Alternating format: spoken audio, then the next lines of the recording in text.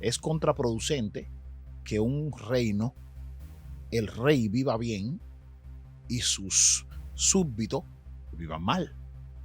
Entonces, Salomón como reino, Salomón tenía su gente bien. Y eso lo podemos ver en el primer libro de Reyes, capítulo 10. Está establecido en la escritura, pero se cree que la visita de la reina donde Salomón no fue una visita simple y llanamente una visita, sino que pudo haber existido algún tema conyugal. Tengo bien claro, y eso me ha traído situaciones en el sentido, en el concepto que el planteamiento que hago. Digo que Dios no da dinero. Dios no da dinero. Es poner a la gente. El reino tiene todo. Dios suple todo para el reino. Lo que pasa es que hay un solo que quiere todo para él. Lamentablemente, pastor, hay gente que no ha comprendido dos cosas claves. Lo primero, el pastorado es un trabajo. Claro, es un trabajo. Es un trabajo. La gente Como no sé cualquier trabajo. por qué no lo entiende. Y como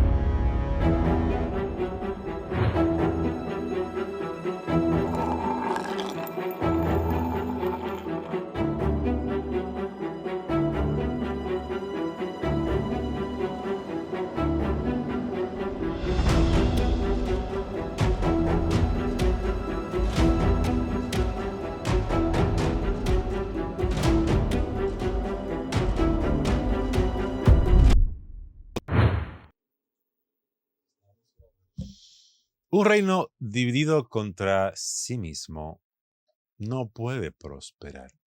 O por lo menos eso fue lo que dijo Jesús en una ocasión. Yo soy de los que acepto prácticamente todo lo que Jesús dice, pero hay veces que yo siento como que o hicieron una mala interpretación o no, porque ¿saben qué? Yo siento como que el mismo diablo tiene un reino dividido contra sí mismo. Sí, él tiene un grupo dentro de la iglesia cristiana y otro grupo fuera. Pero eso no es el tema de hoy.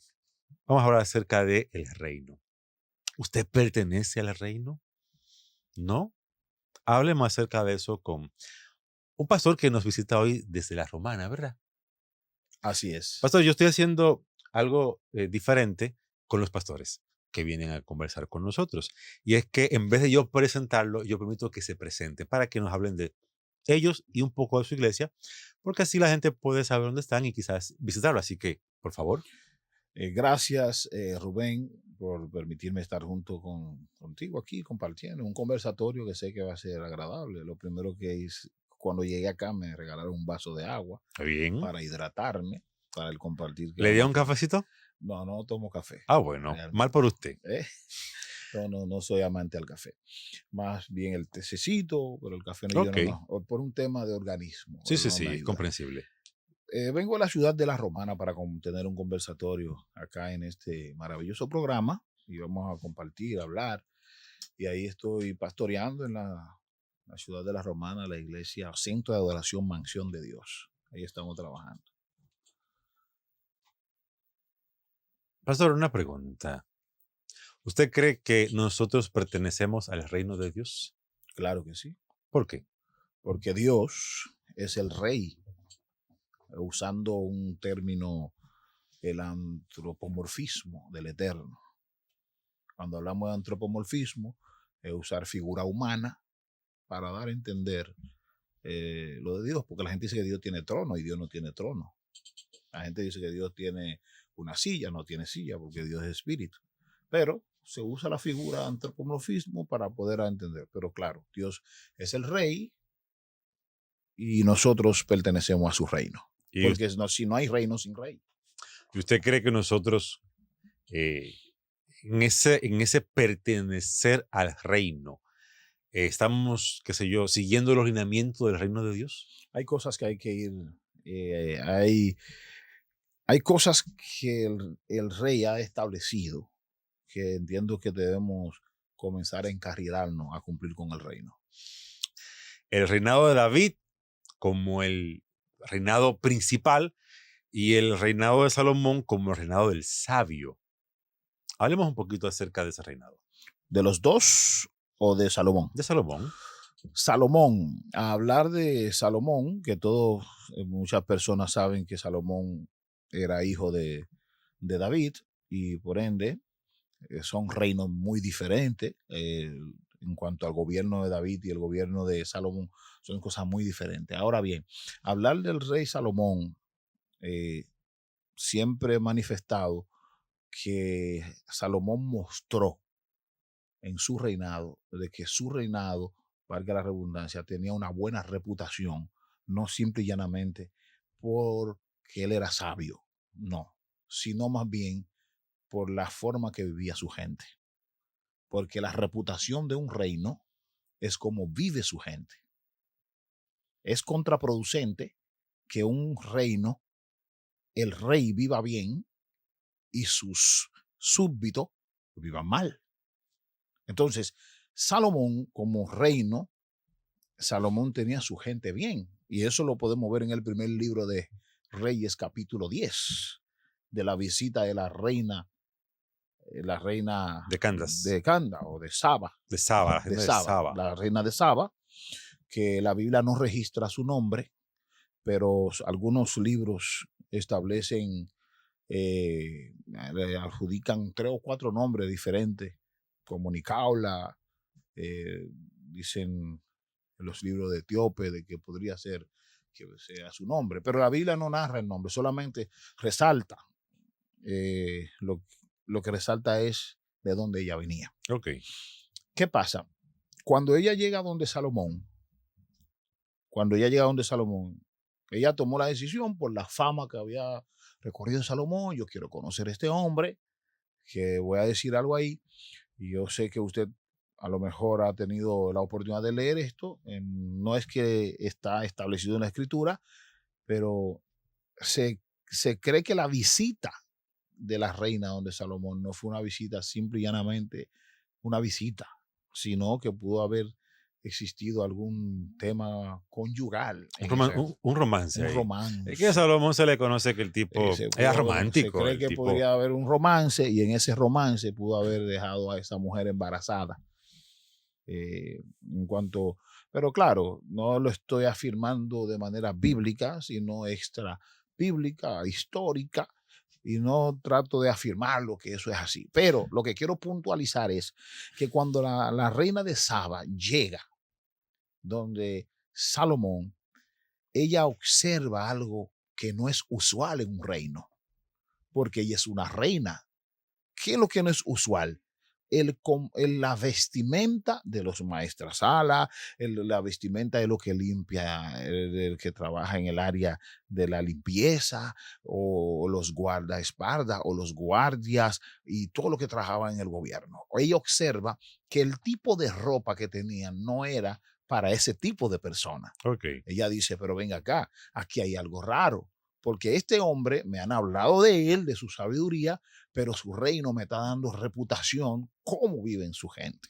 ¿Cómo viven su gente? Bien. Aún los que limpiaban el baño tenían una ropa que en esa época tenían un nivel muy elevado, que ese poquito de cosa trajo en la vida de esa reina algo impactante. Y no solo eso, sino la construcción del templo. Cuando vio todo, dijo, wow, lo que han hablado de ti, lo que han dicho de ti, es algo bastante grande. Trato de hablar, de traer sobre la reputación del reino de Salomón, y justamente es para que la gente pueda ir entrando sobre lo que quiero compartir contigo y con todo este público. Y no dejarlo ahí en Salomón, sino que eso tiene que traerse a la iglesia, analizar. Y Dice, deme un segundito, lo que le voy a decir ahora, ujú, Rubén, gracias a Dios que eres pastor igual que yo. Y espero que mis amigos pastores no hagan bembita. yo sí. ¿Usted va a hacer bembita? No, yo sí espero que lo hagan. Ah, ¿usted quiere que hagan bembita? El problema donde está es que si usted es un teólogo, tu iglesia no puede carecer de conocimiento. No. Entonces, el problema donde está es que la reputación de un pastor es cómo vive su gente. El problema está en que la mayoría de los pastores hoy en día no son teólogos.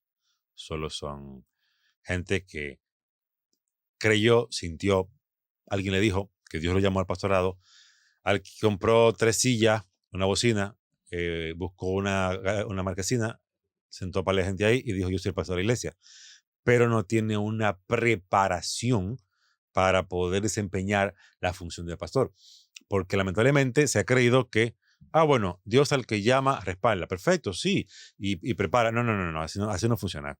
Jesús mismo llamó a los discípulos y cuando los soltó en banda, les había dado 3 años y medio de preparación, lo que corresponde a una licenciatura en cualquier universidad. O sea, como usted dijo, si usted es teólogo, su iglesia no puede carecer de conocimiento. El problema no está en eso, el problema está en que muchos de los pastores hoy en día no son teólogos. Y me voy un poco, y tomando en cuenta lo que tú dices, también lo abrazo también en el área, hasta en el tema económico. Yo no voy de acuerdo, pero el hecho que yo no esté de acuerdo, eso no significa que sea lo correcto, sino más bien que hay algo bien claro. Yo tengo un pensamiento muy abierto.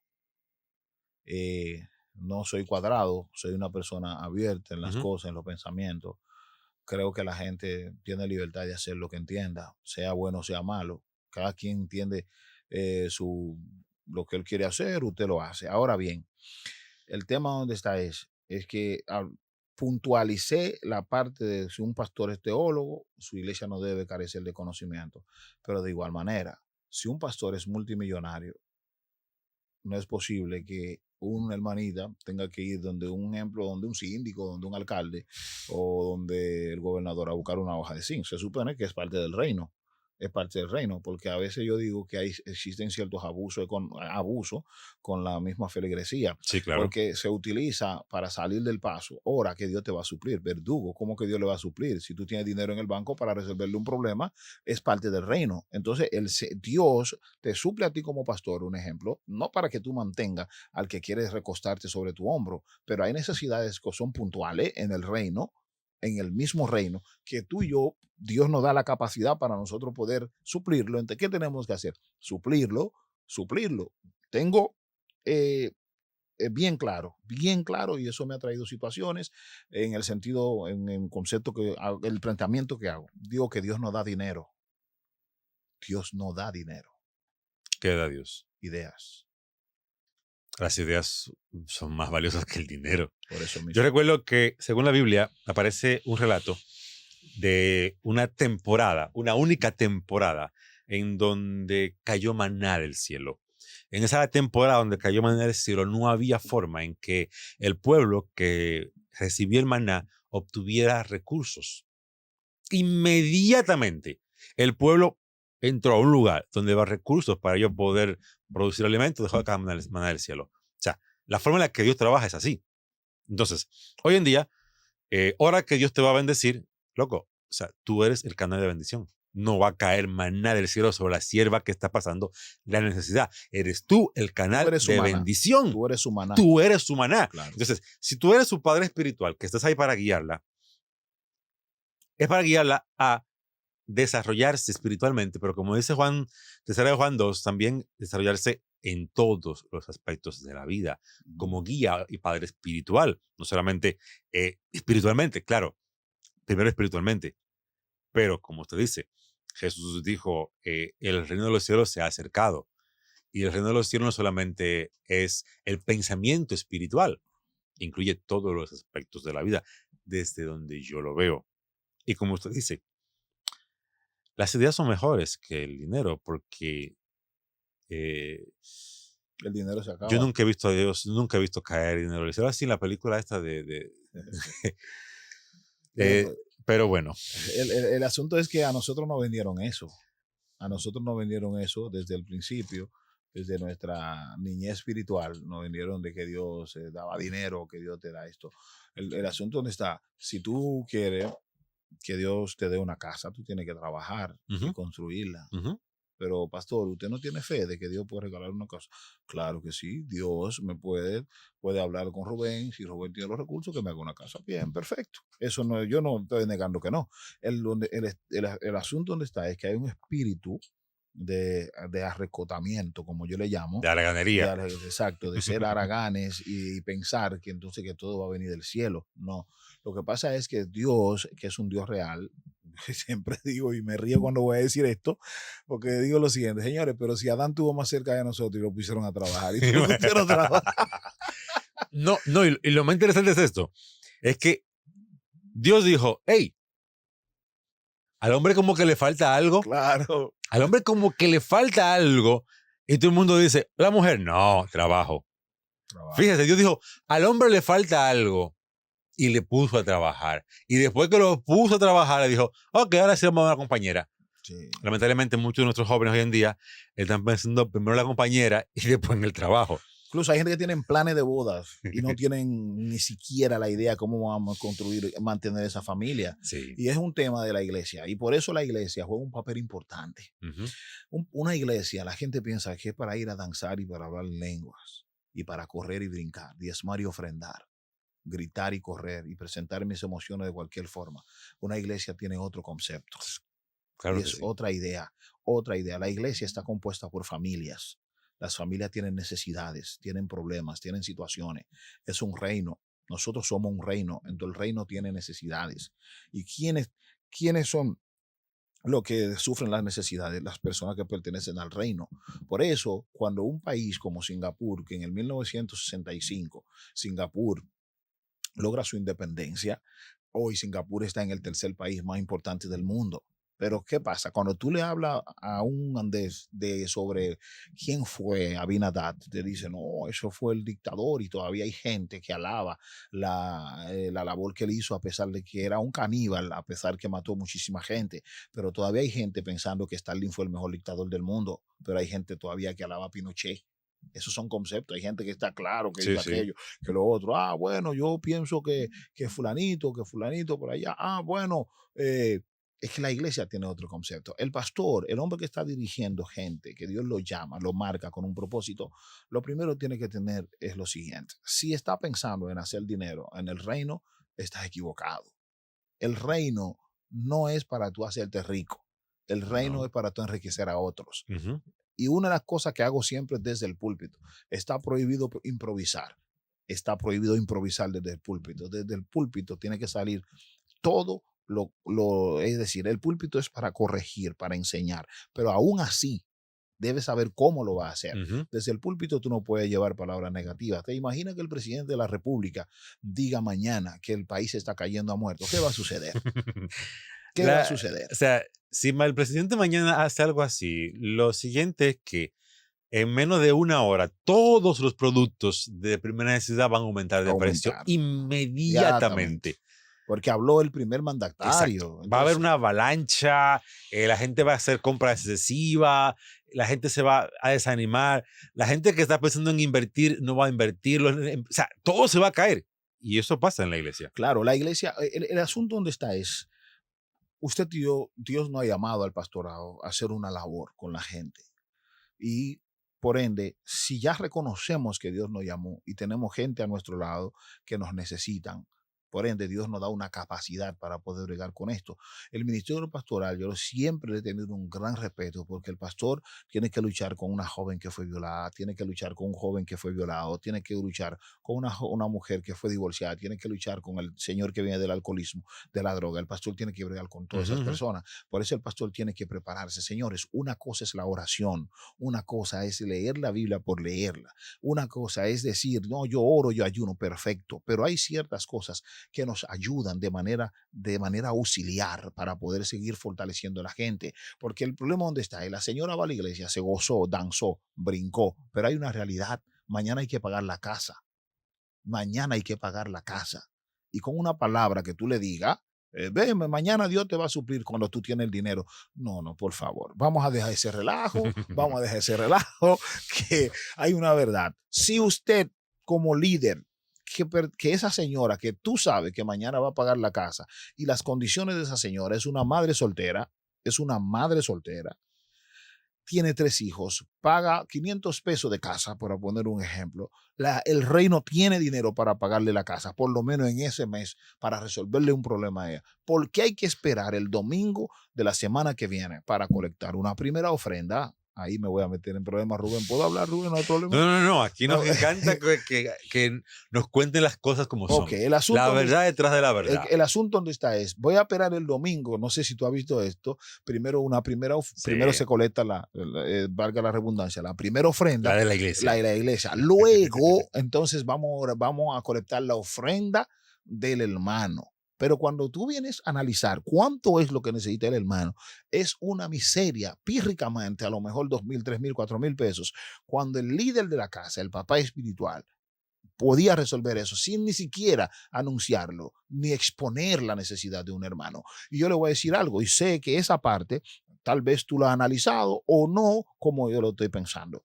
Usted recuerda una ocasión que murió un rey que en el momento no recuerdo su nombre, pero ese rey, voy a hacer la historia y usted puede buscar la historia aún escribiendo alguna de las palabras que puedo decir.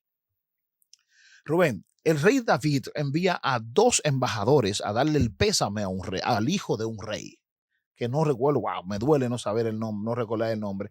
Cuando llega, sus guardaespaldas, sus amiguitos, le dijeron, oye, estos 2 hombres que están aquí no son gente que están en contra de nosotros. Eso fue David que envió a espiar la tierra ya de que tu papá se murió. ¿Y sabes qué, hermano Rubén? Aquel hijo del rey envió a sacar a los 2 embajadores. Le cortó, dice la Biblia, la ropa hasta las nalgas y le cortó un lado de la valva. David le llega el mensaje y David le dice, dile a ellos que se queden en Jericó. Por ende, si se van a quedar en Jericó, el reino de David iba a suplir la necesidad. ¿Por qué? Rubén, usted sabe que un hombre en Israel en ese tiempo con una valva, con situación, era una vergüenza. Una vergüenza tremenda. Y la ropa cortada hasta las nalgas, David entendía. A eso yo le llamo cubrir a un amigo, cubrir. David era un hombre que cubría a su gente. David no podía exponer a sus amigos, a sus embajadores, con la barba así ante un pueblo, que eso era un juego, eso era un relajo, como podríamos decir en nuestra República Dominicana. Pero ¿qué sucede con eso? David cubría a su gente. David cubría a su gente. Un pastor no debe exponer la necesidad de su pueblo, de la gente que está ahí. Si un hermanito llega a tu lado y te dice, Pastor Rubén, yo no tengo comida, tú no puedes pararte en el púlpito a anunciar y que vamos a hacer una compra a la hermana que tiene. No, por favor. Eso también, lo que trae consigo es exponer a un hermano, a una hermana con una situación. Yo recuerdo de que está contando eso, yo recuerdo situaciones parecidas a esas que he vivido en la iglesia. Y sí, yo he hablado sobre eso, pero con mi esposa. Mira, está pasando esto con fulanito, Como debe fulanito. ser. ¿Qué tú crees que hay aquí que podamos sacarle? Y se le saca algo y después entonces me acerco a la persona que dirige esa parte de la iglesia. Y yo le saqué algo para que se entretenga de mi casa. Mira, fulanito está pasando por una situación, hay que Y esa persona tiene que ayudar a saberlo, fulanito. porque hay que llevarlos. Ya esa persona que se encarga justamente de ese tipo de cosas en la iglesia. Entonces, ok, tenemos X, tenemos Y, tenemos... Y, pero espérate, déjame hablar con fulano para que ellos siempre me dicen que cuando vaya a la universidad que le toque para que yo aportar. Y se resuelve. La iglesia se entera en el próximo culto, porque el hermano no se aguanta y agradece públicamente. Pero que sea ella. Pero es el hermano que agradece públicamente. Ella. No es que se le expone ante la... Y hay muchos que no, que lo dejan ahí hasta un momento que lo dan el testimonio. Uh-huh. Pero se ve bonito que sea él o ella. Sí, exactamente. Pero no usted, no yo, no el líder. Hay que cubrir a la gente. Sí, claro que sí. Hay que cuidar a la gente. Porque el problema donde está es, si no aprendemos a cubrir a la gente, lamentable el caso, estamos haciendo un mal servicio. Porque nosotros tenemos muchos hermanitos en la iglesia que están sentados ahí y tienen tantas situaciones y nosotros tenemos que darle reputación al reino. Uh-huh. Y el problema que tenemos hoy, hermano Pastor Rubén, es que el reino está siendo criticado, no por el rey, no es por el rey, sino por los súbditos. Y usted lo puede ver en el capítulo 6 de Mateo. Jesús dio muchas explicaciones ahí en Mateo capítulo 6, que al final él dijo, pero ni el rey Salomón, ni el rey Salomón, Jesús mismo diciendo, ni el rey Salomón vestía como las aves, ni el rey Salomón. Y una de las cosas que más me ha fortalecido como ser humano es que cuando yo miro el mar y yo digo, ¿quién mantiene los peces? Y nunca he oído una huelga de peces en el mundo. ¿Usted ha habido huelga de peces? Nunca. ¿Usted ha habido huelga de las aves? No, ¿Quién es su rey? Dios. Dios. Dios nos dio un mensaje con eso. Ujú. Dios nos estaba diciendo, si ustedes me hubiesen obedecido como los peces y las aves me obedecen, ustedes tendrían más de lo que ellos tienen. Entonces, como pastor, usted como pastor, no podemos exponer a la gente a sus necesidades.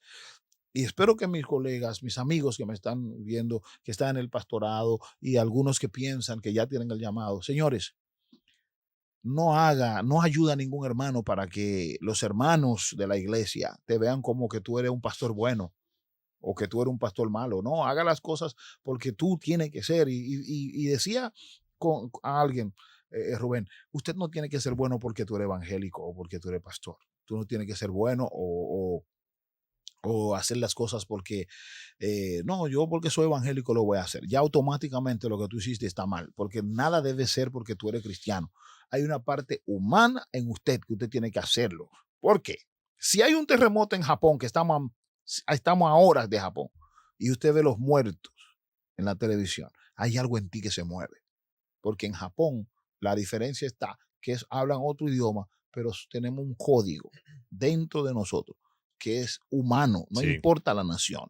Entonces, ¿qué es lo que, cuál es mi despertar en esto? No podemos exponer a la gente. El reino tiene todo.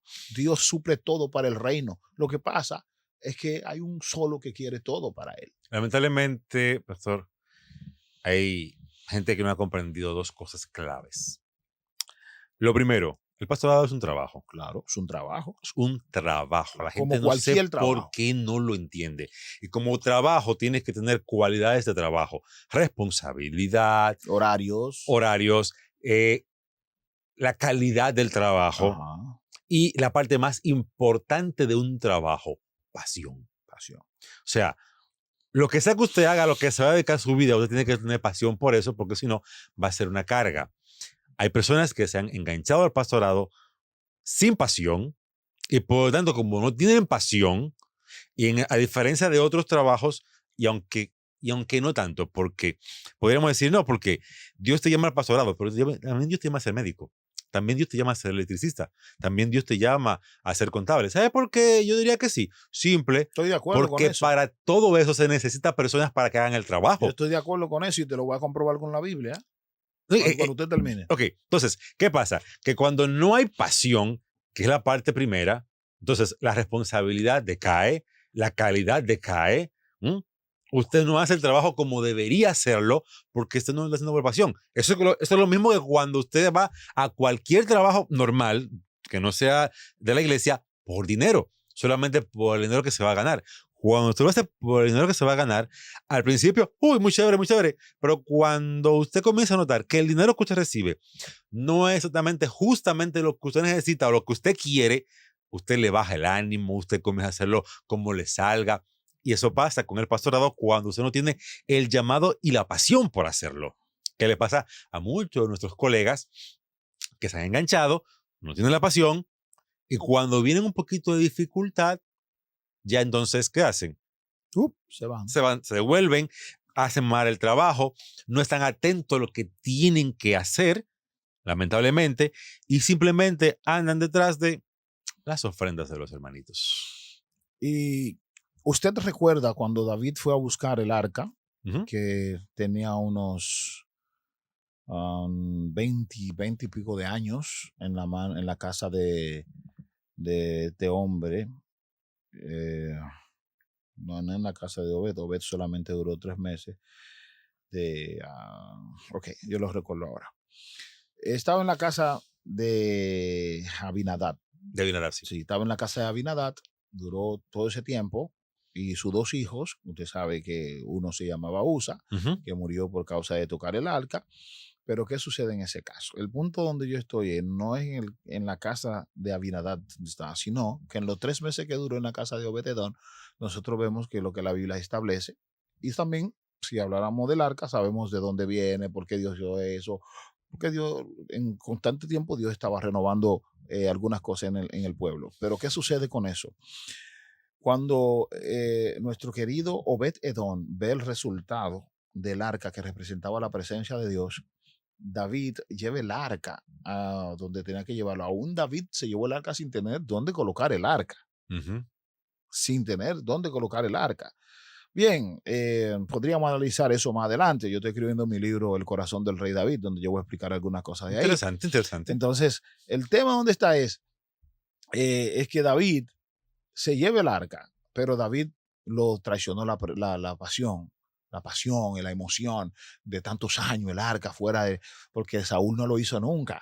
Ujú. Saúl gobernó sin el arca y vemos el fracaso, pero Sí. David dice, pero ven, eso se llama ser causto, atento. Este hombre gobernó sin el arca y se fue a pique. Yo tengo que buscar el arca para garantizar. Claro, hay que entender las dos personalidades. Sí, David claro, claro, era claro. un adorador, David era un hombre que tenía otro tipo de concepto de Ujú. vida. Entonces, ¿qué pasa con eso? Cuando David logra eso, Obed-Edom dice, pero venga acá, me sacan el arca, el agua salía aquí, venía todo, era bien acá. Yo me voy donde pongan eso, ahí quiero estar.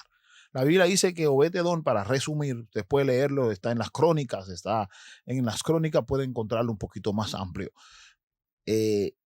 Dice la Biblia que él y su familia eran los porteros del palacio.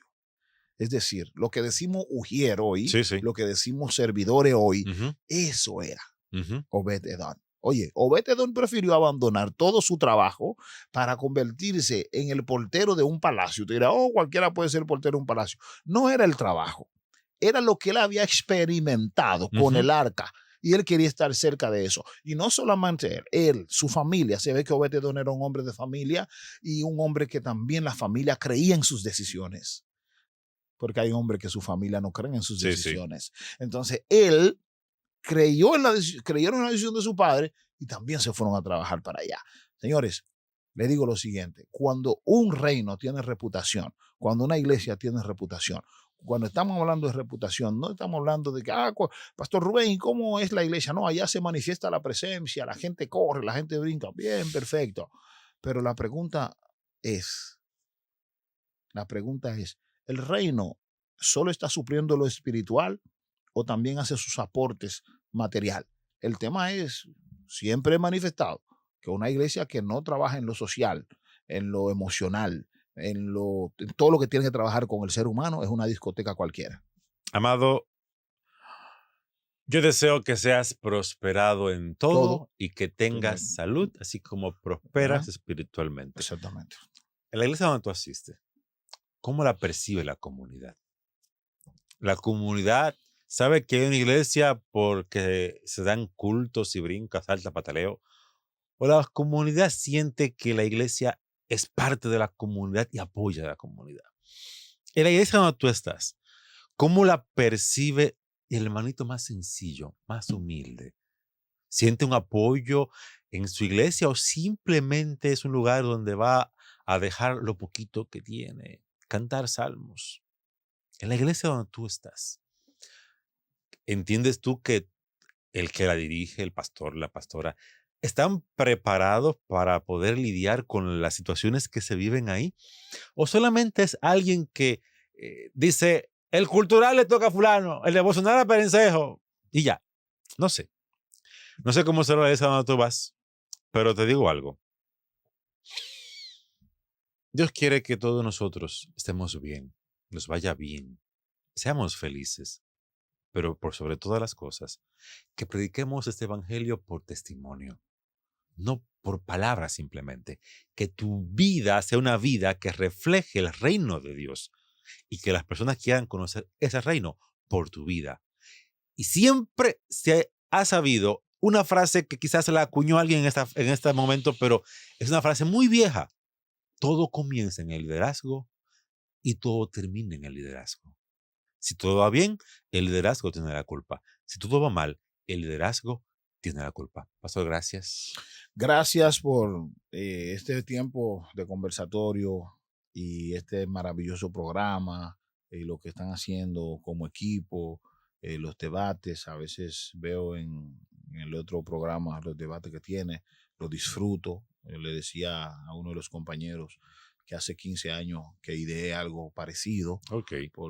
pero lo hacía en una iglesia con un grupo de personas, reunía eh, ateos, testigos de Jehová, mormones, pentecostales, que hacía todas esas cosas, pero estamos hablando de 15 años, 15 o 18 años, eh, porque tenemos una mentalidad muy clara de que el mundo, el reino, la vida, la gente, al final, Dios vino aquí en la tierra, trajo a su Jesús, mandó a su Hijo, murió por nosotros. Al final, ¿murió por quién?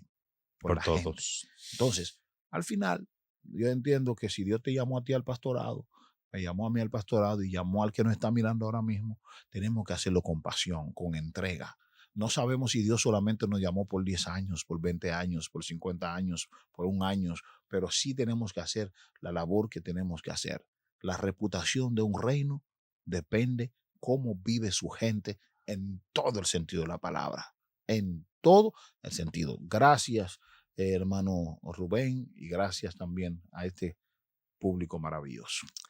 Recuerde que si quiere un contenido un poquito más chispeante, picante, más... Ahí está Dejen el Relajo. Síganos, Dejen el Relajo. Y, señores, güey, estamos creciendo. Aproveche la oportunidad. Anúnciese con nosotros. Ahí están los números en pantalla. Llámenos, que aquí le deseamos su anuncio. Gracias por haber estado ahí. Bendiciones. Buenas noches.